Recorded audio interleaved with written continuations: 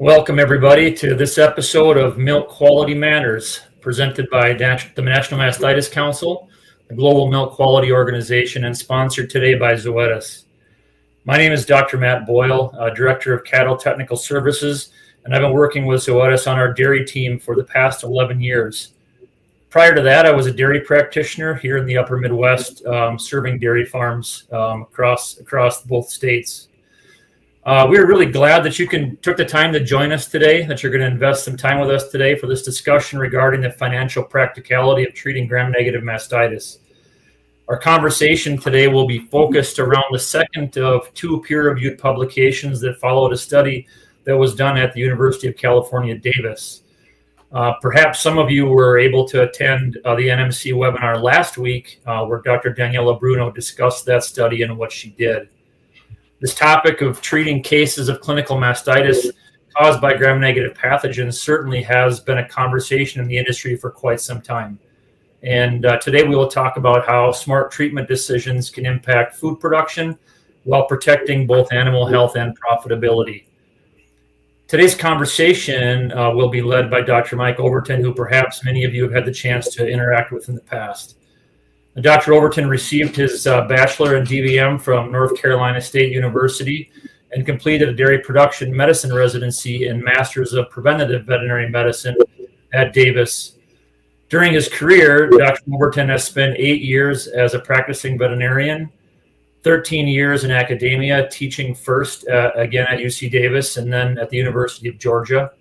And for the past 13 years, the last 5+ years of which has been with Zoetis, and prior to that was with Elanco. In his current role at Zoetis with our precision animal health team, his responsibilities focus on the development of cloud-based analytics platform for the creation and delivery of database solutions and enhanced customer value. He has worked and taught extensively in the areas of reproduction management, transition management, analysis of on-farm records, heifer management, and economic decision-making. Throughout his career, Dr. Overton is focused on identifying opportunities to enhance productivity and profitability through advanced data analysis and economic modeling.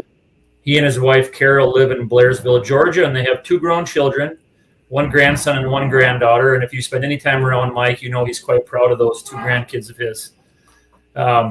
So even though Dr. Overton is going to be leading today's discussion, we'd appreciate you all chiming in with your questions and comments through the comment feature in the platform. I'll monitor what comes in, and if it seems necessary to answer the question in real time, I'll find an appropriate moment to interject.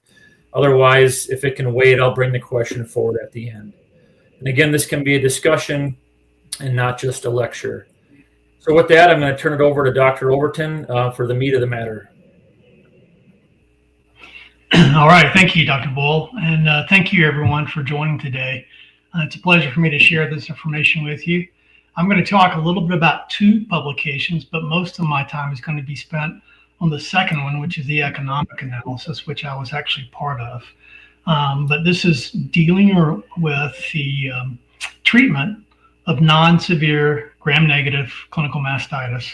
And just walk you through some of the work that's been done. So first of all, just a bit of background. Again, this is based on a study that was published in Journal of Dairy Science. The study was a randomized, negatively controlled clinical trial. It was performed using 3 dairies in California. And the study was set up to compare non-treated cows with non-severe gram-negative mastitis with cows that were treated with either 2 days or 5 days of intramammary spectromast LC. And these cows, again, were all mild to moderate cases of mastitis caused by gram-negative bacteria. So just a brief review of what they did in the first study. They trained farm personnel to identify and score cows that they discovered with clinical mastitis. They assigned enrollment clinical scores. These clinical scores were 1 for mild, 2 for moderate, and 3 severe. If you're familiar with the scoring system for mastitis, this is pretty typical of what you normally would find. Mild mastitis is simply abnormal milk.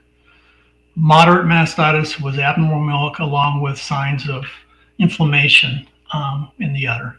And of course, the most severe, the score 3, were abnormal milk, inflammation in the udder, but also systemic signs of disease present. So nothing different here from what we typically have done, but only the cows with the mild or moderate initial clinical score were eligible for enrollment. They then collected a milk sample from these affected quarters, and they performed on-farm culture to differentiate gram-positive versus gram-negative cases. And again, only the gram-negative cases were eligible. They did collect a second sample though, that was frozen and later assessed just to confirm that it was gram-negative bacteria is the causative agent and not a contaminated sample or a gram-positive sample. So there were 3 groups, as I mentioned before. The control group were the animals that were randomly assigned and received no clinical treatment. Group 2 were the cows that were assigned 2 days of Spectrum-Mast LC as per label, administered once a day for 2 days consecutively. The third group were cows that were assigned to the 5-day Spectrum-Mast group, and they received intramammary Spectrum-Mast once a day for 5 consecutive days. The cows were clinically assessed daily for those first 5 days, and then again at 14, 21, 28 days after enrollment, plus or minus 3 days. Now they assigned different levels of quote unquote cure. There was a bacteriologic cure that was essentially a culture negative result on day 14. There was a clinical cure where they evaluated the milk in the udder to assess that it returned to normal appearance by day 14. And then it had an overall treatment success, which included bacteriological cure, clinical cure, and retention in the herd for at least 30 days post-enrollment without requiring any additional intramammary therapy. Now I'm going to show you just a few of the tables from the first study, but you can see the results here on the left-hand side. You see the 2 categories of mild. That's a clinical score of 1, and the moderate clinical score 2. You can see the 3 groups within each of those mastitis classifications. Now, what you see in terms of, if you look at across a row, you'll see a colored cell versus the white cells. Those indicate statistically significant differences. So if we look at bacteriological cure in the mild mastitis, there were no statistically significant differences within the mild mastitis. However, in the moderate mastitis, you could see a higher level of bacteriologic cure for either the 2-day or the 5-day Spectrum-Mast. If you look at the clinical success, the overall treatment success, and the proportion culled or died by day 90, again, you see the differences within the moderate mastitis. And even in the mild mastitis, you can see differences between the clinical cure and the overall treatment success. Again, with an advantage for either a 2-day or a 5-day treatment as compared to controls.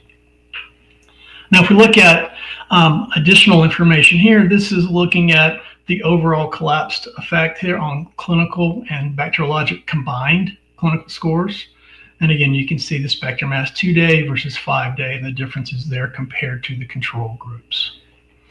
And again, the groups were comprised of 135 in the control, 133 in the 2-day Spectrum-Mast, and 147 in the 5-day. There were some additional animals that were kicked out of the study because they had non-compliant treatments or something else happened with those animals that rendered them not able to continue within the study. Now we look at the sold and died cows, and the farms made their own decisions about which animals were retained versus those that were sold, and of course those that were died were recorded as such. And so now I've got this table that stratifies the 3 groups into younger cows, which would be lactation 1 or 2, and then older cows, which would be lactation 3+. And I've done this for a reason, which you'll see in a few minutes when I talk more about the economics. But there were some differences within these, at least numerical differences between the culling risk and the mortality risk. And then if you look at the very bottom, the total dead, again, looking at the younger versus older in the control, younger versus older in the 2-day, and younger versus older in the 5-day. And we'll come back and talk about this much more on the economic side.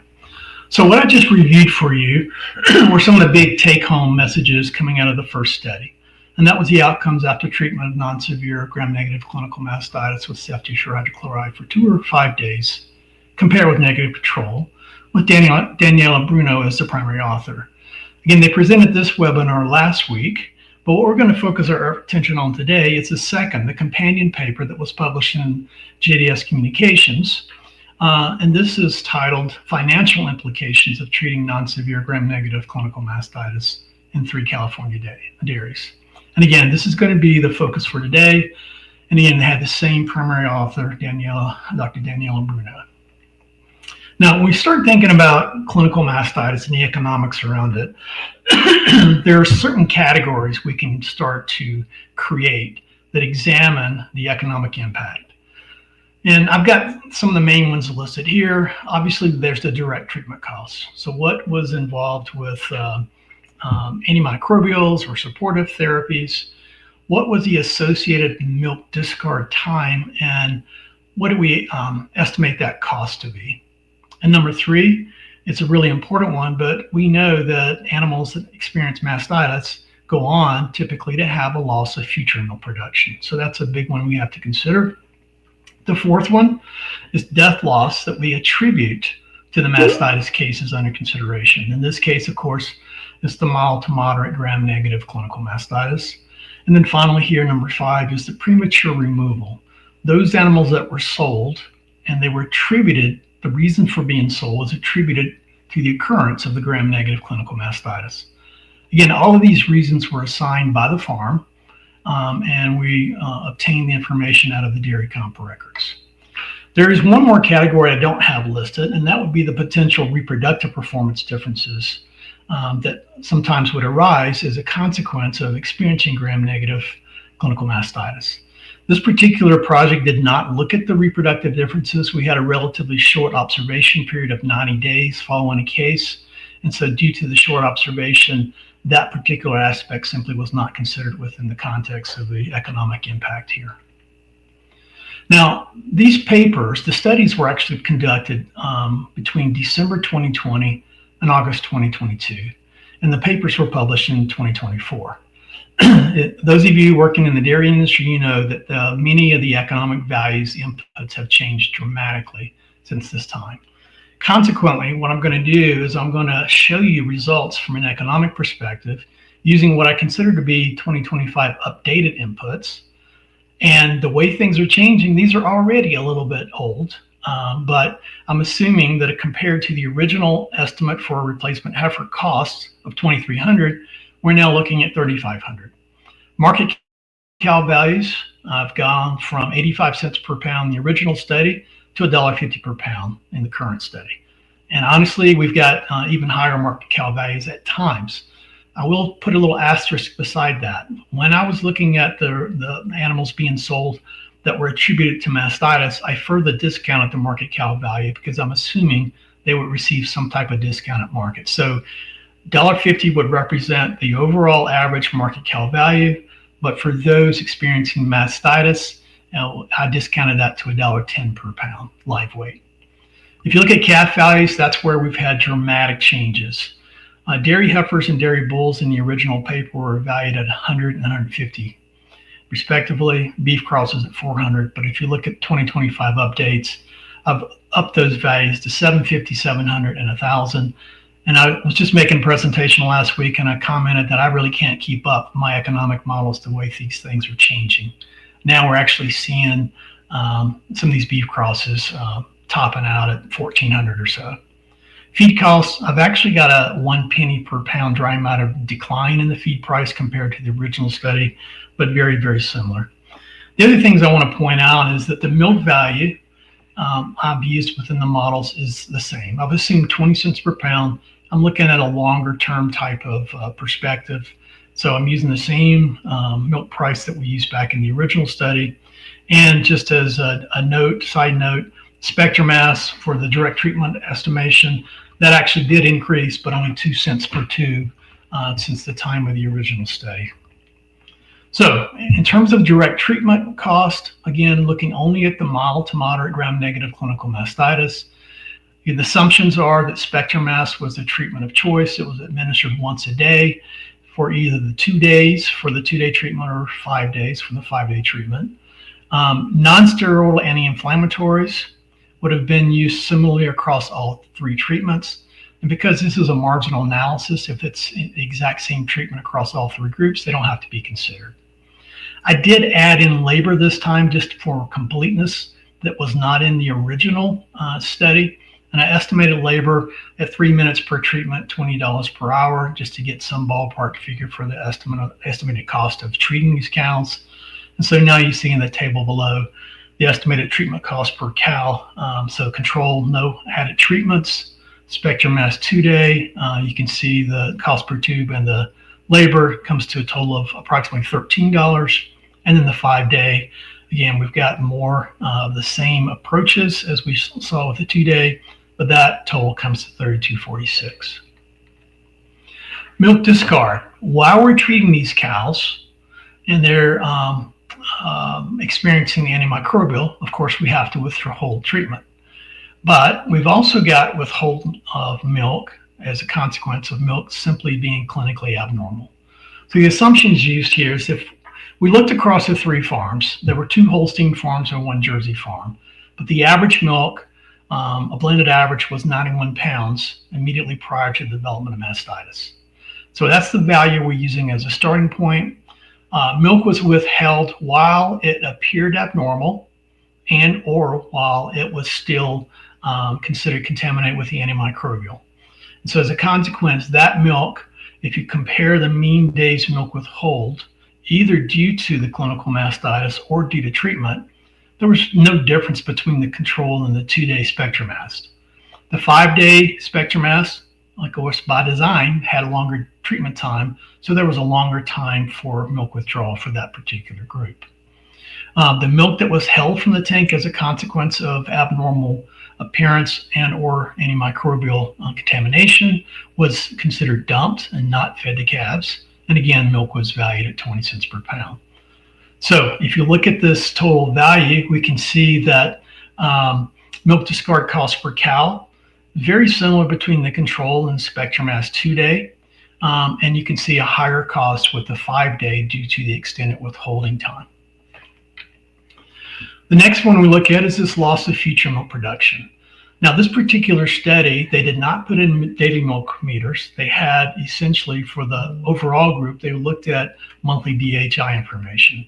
And that particular data was really not detailed enough to get at the individual animal level losses. And so what the authors did was they assumed that we'd have a reduced milk as a consequence of the gram-negative mastitis, a 5% reduction after milk withhold. And that would be over a 90-day period. Now, the 5% is considered a very conservative estimate. Some of the previous studies that took a look at this have estimated losses of around 10 to maybe as much as 13%, based on which studies you're looking at. We're just using a very conservative 5% decline per day over the over the entire 90-day period. So we essentially go from 91 pounds to 87 pounds. And you might be asking, well, what about the rate of milk decline per day as we go through lactation? Again, that's something that's going to be constant and equal across the groups. At least that's the assumption. So that's not factored in. Again, milk was valued at 20 cents per pound. Feed cost at 13 cents. And so if we assume an energy density of 0.77 megacals of NEL per pound, and we assume that it takes 0.44 megacals of NEL to support the production of 1 pound of 4033 milk, then that's 4.0 fat and 3.3% protein corrected milk, then that would give us the marginal milk feed requirements. So taking the initial milk loss, the milk yield of 91, the average milk yield of 87, the reduced milk yield after milk withhold, and remember the control and 2-day had very, very similar milk withhold times, and the 5-day was longer. So we can then look at the estimated marginal milk losses as a consequence of the withholding time across these 3 groups. Very, very similar. Now, in terms of estimating losses for cows that died or were sold prematurely, This is where it becomes a bit more complicated. It's very doable, but I'll have to explain a few approaches and why I chose the approaches I did before we move along. Many times when people look at trying to estimate the cost of animals that die or animals that are sold prematurely, we'll simply use the cost of a cow's replacement as a representation of her cost, but that's not appropriate. And to illustrate that, if we take assume a $3,500 cost for a fresh replacement heifer, if we turn around and replace that animal because she dies immediately after calving, $3,500 is a reasonable, fair estimate of the loss. That's not a problem. Where the problem comes in, though, is imagine now that we're not looking at an average fresh heifer, but now we're looking at an average fresh fifth lactation animal that dies suddenly after calving due to septic metritis or mastitis. Now, a $3,500 cost does not actually represent her true remaining value. It represents the cash flow required to replace her, but it also represents a potential upgrade in terms of the future predicted total value coming into the herd, much like it would be if you were purchasing a car or something else like that that depreciates over time. So as a consequence of that, I chose to look at some type of depreciation model to try to assess the residual predicted remaining value for each of these cows. Now, to do that, I created a model that actually fit lactation projections and then estimated losses due to death or premature removal. These depreciated values were set to a net present value as of the day of first calving using an interest rate of 9%. And what I'm trying to do is look at projected lifetime productivity over possible 10 lactations. But again, very, very, very few cows make it that far. But we roll it back to the day of first calving, so now we can do a better job of comparing apples to apples. We take an average heifer's predicted lifetime value, and essentially that is the baseline. And then we compare the residual value for a current cow that we're considering for replacement, and look at her as a percent of that average replacement heifer. Now, those residual values, they consider lots of different sources of revenue and lots of different marginal costs. So I'm projecting milk production, I'm projecting replacement heifer costs, lactating and dry cow feed costs. I'm looking at lactation or parity-specific removal, mortality, and even condemnation risk when cows go to market. We've got parity-specific dry period lengths and cost, parity-specific transition management and disease cost, and of course the differences in live-born calf values, whether it's a dairy heifer, dairy bull, or beef cross. So these are some of the assumptions that I used in the model behind the scenes to get at these values that I'll be showing you in just a second. Replacement heifer at $3,500, milk at 20 cents, market cow $1.50. And as I said before, if I look specifically at mastitis related removals, it's $1.10 per pound. When I look at the calf values, these are the ones I showed you before, $750, $700 for the Holstein calves and $1,000 for beef cross. I'm assuming a dry cow feed and housing cost of $3.25 per day, feed cost at 13 cents per pound of dry matter. And as I previously mentioned, we're factoring in an interest rate of 9%. Now, lots of numbers. I'm not wanting you to go through and examine all these numbers, but I just wanted to give you an overall flow of how this works. You see the top row below the green, you see on the far left, lactation equals 1. And so in first lactation, I'm assuming in this case a 28% removal risk. And within that 28%, there's 3% that predict to die, which means 25% would be sold.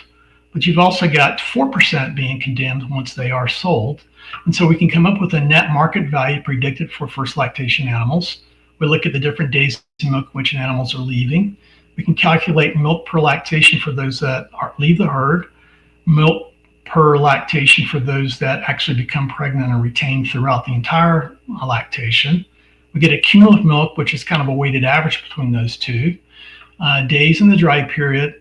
We can come up with this calculation, which is milk plus calf income minus the feed cost, dry cow cost, transition cost.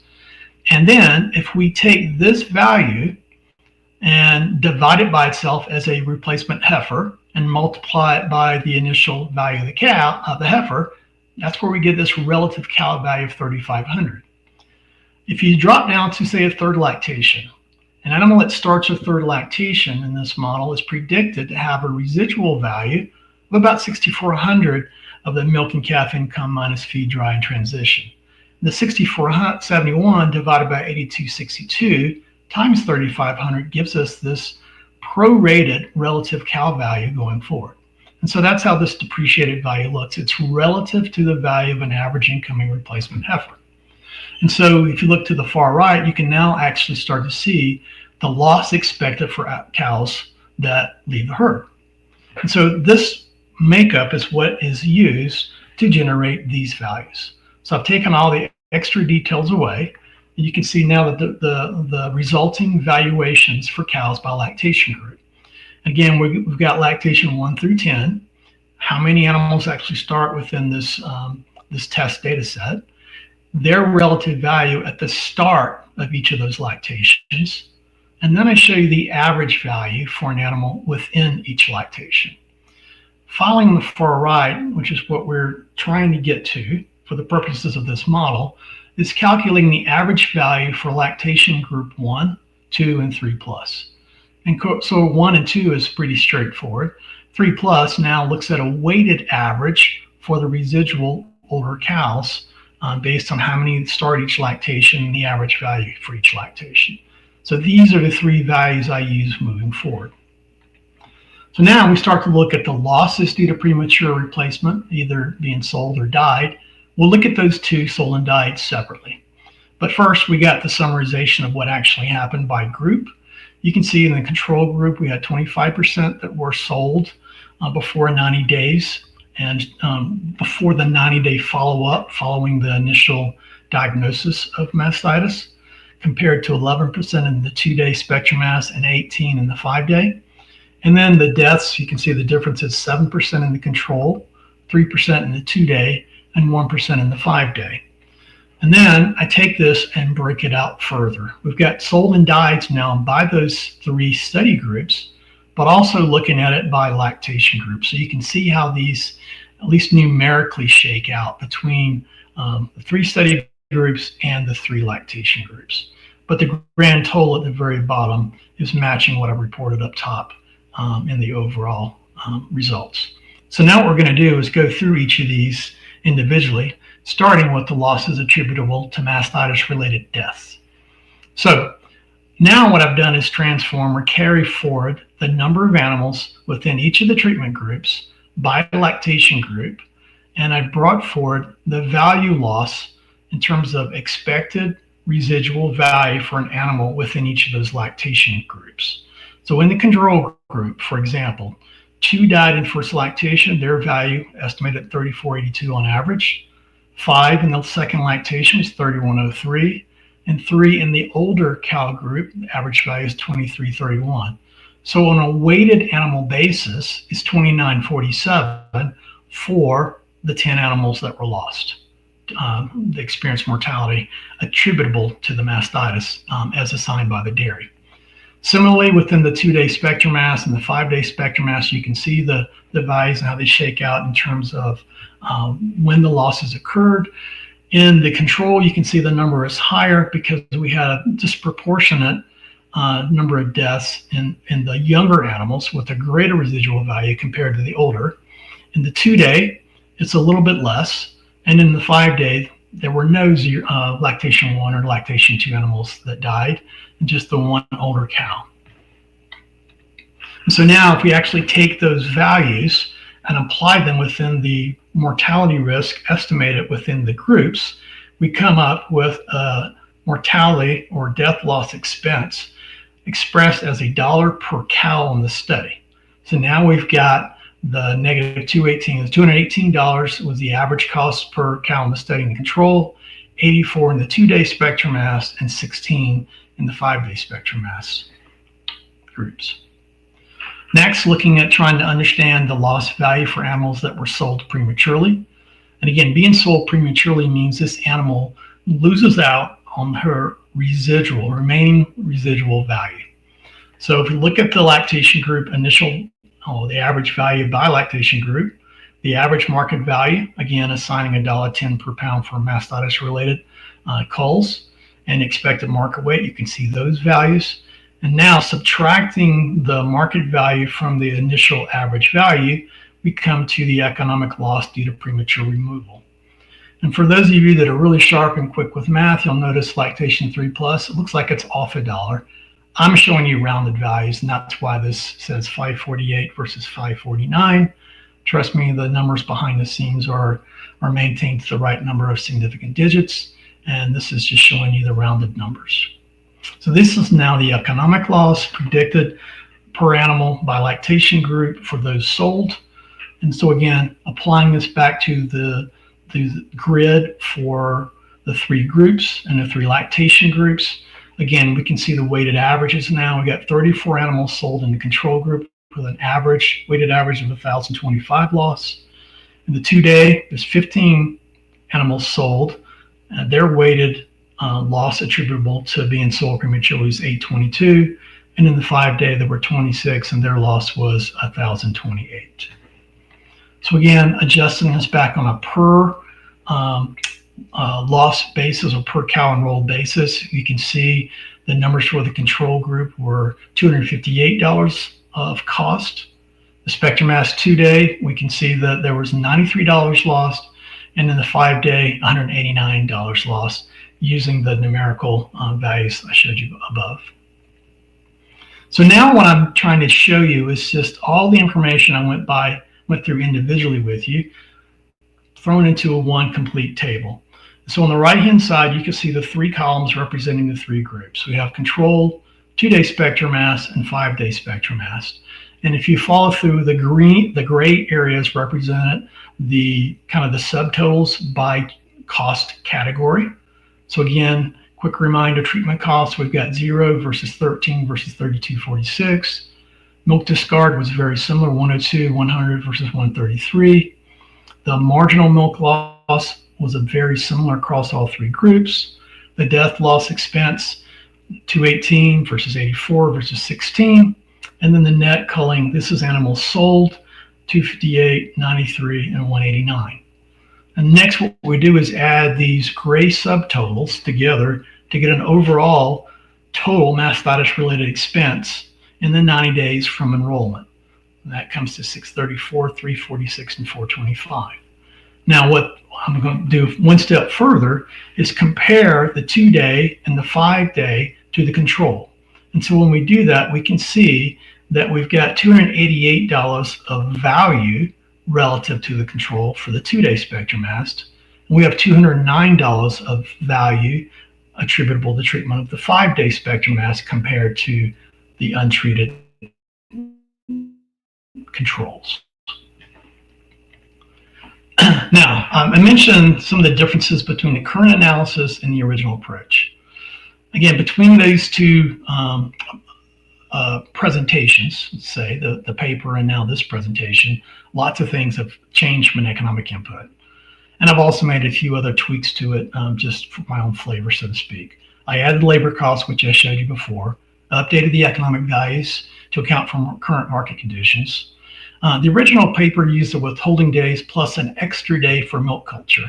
But for the application of these results to a traditional commercial dairy, I omitted the extra day for milk culture just to basically reflect what a typical commercial dairy would do, which is whenever that milk looks normal, she's going back in the tank instead of holding her in the hospital pen for an extra day of milk culture, waiting for that. The other thing is that the original approach for estimating milk losses following mastitis was a little bit simplified in the original publication. And it basically applied to all cows that developed mastitis. Well, I took an alternative approach to reconsider those losses, and it creates a mild change in the values. So here's the modified approach I used to estimate future milk losses.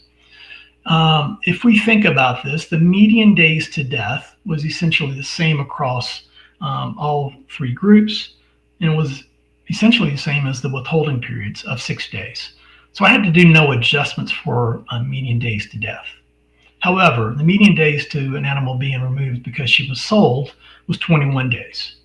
So when we start to take a look at this and look at the differences now between animals being sold and the expected withdrawal time, we have some slight differences. And what I'm trying to show you is the effective percent of cases experiencing the 5% milk loss after mastitis. It's going to be a little different than the original percent surviving to 90 days post-mastitis. So in the original publication, we went 67%, 86, and 82. This modified approach to account for differences in withholding time, and then now trying to account for the days until an animal is sold, we've got essentially 73% of the cases experience a loss in the control, 88% in the 2-day spectrum mass, and 86% in the 5-day spectrum mass. So we end up with slight modifications of the value of marginal milk loss of 40, 49, and 46. And what that does is gives us a very slight modification to our grand total. And just for comparison, this is what it was in the original approach I've already shown you. The marginal milk differences you see 55, 55, and 54, whereas with my modified approach, it's slightly different. And it shows a little bit more cost with the spectrum mass, but not a whole lot compared to the control. When it's said and done, the take-home message is there was still tremendous value to be realized in this data set of treating with either a 2-day or a 5-day spectrum mass, similar to what we saw in the original approach, where it's just a slight difference in order of magnitude of the value. So in terms of summary and key takeaways from this project, again, this is a partial budget analysis approach that was based on the outcomes reported originally by Bruno et al. 2024. And again, it represents the actual results from 3 California dairies as recorded by the workers on those dairies. Mastitis case management and of course replacement decision making, they're both very complex processes. And they'll vary significantly dairy to dairy based on many factors, such as a manager's risk tolerance, an owner's risk tolerance, the severity of disease, the type of pathogens present, the availability of replacement heifers. That's a really big one these days because many herds are struggling to have enough replacement heifers. Their expectations on future productivity and so forth. The key I'm trying to get at is that no 2 herds are truly alike. So you need to take this information and try to apply it within the context of what you think you're seeing on your farm. But again, these data are from 3 commercial dairy herds, 2 Holsteins, 1 Jersey. And to me, they kind of question a little bit the current philosophy about the treatment or non-treatment of gram-negative mastitis cases, specifically related to mild to moderate cases. Intramammary treatment as applied in this project resulted in a small increase in the explicit costs. That was true, but it also resulted in large reductions in the losses attributable to mastitis that were associated with premature replacement and mortality losses. And those were 2 big drivers of the results we saw. So taking this all together between the original approach and my slight modified approach, we could say that the intramammary treatment strategies employed here resulted in economic values between $201 to $288 of more value compared to non-treated controls. So that's what I've got for you today, Dr. Boyle. I don't know if we have any questions, but I think we have some time to address those if there are any out there. Yeah, just to remind everybody, if you have any questions or comments on the material, please put them in the comment function on the platform. So we've got a question here, came in right away, Dr. Overton. If we think about the inputs or the variables that influence this model, and you talked today a bit about how the economic inputs have changed a lot since the paper was originally written, what are the variables that influence the output of this model the most? And I guess I'm going to guess looking at the sold and died discussion is probably somewhere in there. Yeah, that's exactly right. I did modify, as you saw, the value of heifers, but also the value of the market cows. And so if you had to pick 2 things that could dramatically change this in the future, it's not so much milk price based on expected kind of minor fluctuations, but it's actually going to be the replacement heifer cost and the market cow value. And right now, I know that producers are dealing with very high costs associated with replacement heifers, but they're also benefiting from really high market cow values, the value they receive per pound for live animals going to slaughter. Now, if that market cow value for some reason were to decline, that would dramatically increase the estimated cost associated with that. And conversely, if the replacement heifer prices were to suddenly soften, that would change things. But I don't see that happening. I have no crystal ball, but based on all the indications we see so far, we don't see that happening anytime soon. Sure. So one of the things kind of that I think about when I look at new information is like, what is a farm manager or a veterinarian to do with this information if they decide to try to apply it, right? And I think for me, in this case, it's pretty straightforward. Like, if we assume that if we accept the premise of the paper, and I'm currently using an on-farm culture system or some other way to identify the type of mastitis, and I'm withholding treatment for 24 hours, and I decide that I want to try this, well, I could institute treatment and start my culture, and then read my culture the next day. And if it's a gram-negative case, you treat one more time and you're done. So I think the on-farm implementation of this process is fairly straightforward if a farm manager and veterinarian wanted to work together to try to capitalize on this paper. Yep, I would agree. This provides some evidence to have a discussion with your veterinary provider to get their input around this, but I think this is pretty strong evidence to suggest a consideration of this, especially in those cows with the moderate gram-negative mastitis.